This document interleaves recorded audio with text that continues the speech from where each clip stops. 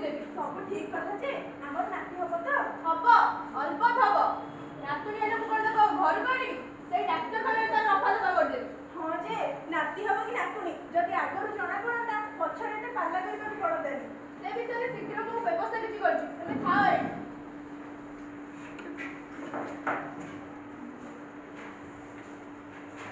ଆଜ୍ଞା ସାର୍।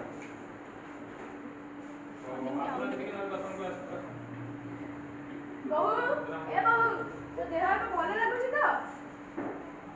ମୁଁ ଏଥର ଭାରି ଖୁସି, କାରଣ 2 ଥର ଝିଅ ପରେ ମୁଁ ଏଥର ନାତି ମୋଡ଼ିକୁ ଚାହିଁବି। ମୁଁ ଭଲ ଅଛି, ହେଲେ ଆପଣ କାହିଁକି କହୁଛନ୍ତି ନାତି ହେବ ବୋଲି? ମୋ ମନ କହୁଛି। ଆଉ ଯା, ତୁ ରେଡି ହୋଇଯା, ଆମେ ନିଦାନ କେନ୍ଦ୍ରକୁ ଯିବା ପରୀକ୍ଷା କରିବା ପାଇଁ। ଯଦି ଏଥର ଝିଅଟି ହେଲା ତାହେଲେ କଣ କରିବା?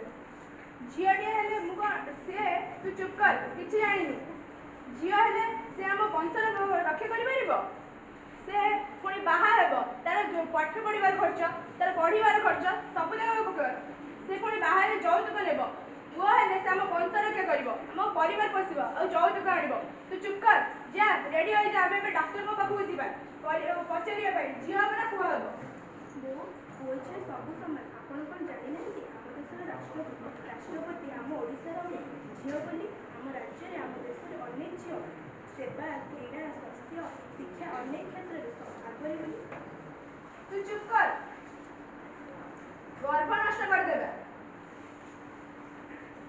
ଯଦି ଏଥର ଝିଅଟି ହେଲା ତାହେଲେ କଣ କରିବା? ବୋଉ ଯାହା କହୁଛନ୍ତି ସବୁ ଠିକ୍, ତମେ ଚୁପ୍ କରାଯାଅ, ରେଡି ହେଇକି ଆସିବ।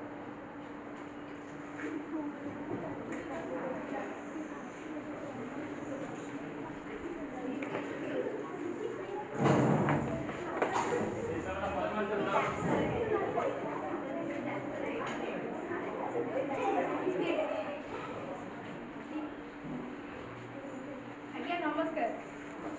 ମ୍ୟାଡାମ, ମୋ ବୋଉର ଟିକେ ଗର୍ଭ ପରୀକ୍ଷା କରି ଦେଖିକି କହିଲେ ତାର ପୁଅ ହେବ ନା ଝିଅ ହେବ। ଉଠନ୍ତୁ ଆପଣ କଣ ଜାଣିଛନ୍ତି? ଲିଙ୍ଗ ନିର୍ମାଣ କରିବା ଏକ ଦଣ୍ଡନୀୟ ଅପରାଧ। ବର୍ତ୍ତମାନ ଆପଣ କେଉଁ ଯୁଗରେ ବଞ୍ଚୁଛନ୍ତି? ବର୍ତ୍ତମାନ ଯୁଗରେ କେହି ବି ଲିଙ୍ଗ ନିର୍ମାଣ କରିପାରିବେ ନାହିଁ ଏବଂ ଭ୍ରୂଣ ହତ୍ୟା କରିପାରିବେ ନାହିଁ। ଏଥିରେ ଆପଣଙ୍କୁ ଜୋରିମାନା ଓ ଜେଲ୍ ଦଣ୍ଡାଦେଶ ହୋଇପାରେ। ସତରେ ନା କଣ? ଥାଉ, ବର୍ତ୍ତମାନ ପାଇଁ ଆପଣ ଝିଅ ଚାହୁଁନାହାନ୍ତି କାହିଁକି? ଝିଅଟିଏ ଜନ୍ମ ହେଲା ପରେ ସରକାର ତରଫରୁ ମାଗଣା ସୁବିଧା ପାଇପାରୁଛି ଏବଂ ଅଙ୍ଗନବାଡି ଠାରୁ ଆରମ୍ଭ କରି 10ମ ଶ୍ରେଣୀ ପର୍ଯ୍ୟନ୍ତ ମାଗଣାରେ ପଢ଼ିପାରୁଛି ଏବଂ ଅଙ୍ଗନବାଡିରେ ଛତୁଆ, ଲଡୁ, ସୁଜି, ମଧ୍ୟାହ୍ନ ଭୋଜନ ଇତ୍ୟାଦି ମିଳୁଛି ଏବଂ ବିଦ୍ୟାଳୟରେ ବହି, ଖାତା, ଡ୍ରେସ୍, ଜୋତା, ବ୍ୟାଗ୍, ମଧ୍ୟାହ୍ନ ଭୋଜନ ଓ ସାଇକେଲ ମିଳୁଛି ଏବଂ ସାନିଟାରୀ ନାପକିନ୍ ମିଳୁଛି। ଓ ସରକାର ସୁକନ୍ୟା ଯୋଜନା, ବେଟି ବଚାଓ ବେଟି ପଢ଼ାଓ ଓ ମୁଖ୍ୟମନ୍ତ୍ରୀ ସମ୍ପୂର୍ଣ୍ଣ ପୁଷ୍ଟି ଯୋଜନା ଓ ମ୍ୟାରେଜ୍ ସ୍କିମ୍ କରିଛନ୍ତି। ଝିଅ ପୁଅ ସବୁ ସମାନ। ମାଉସୀ, ତୁମେ କଣ ଜାଣିନ? ଝିଅଟି ଆକାଶରେ ଉଡୁଛି, ଜଳରେ ଉଡୁଛି ଏବଂ ରାତିରେ ବି ଯୋଗ ଦେଉଛି। ତେଣୁ ନାତି ହେଉ କି ନାତୁଣୀ ହେଉ ଖୁସିରେ ଆପଣ ମୋ ଆଖି ଖୋଲିଦେଲେ। ନାତି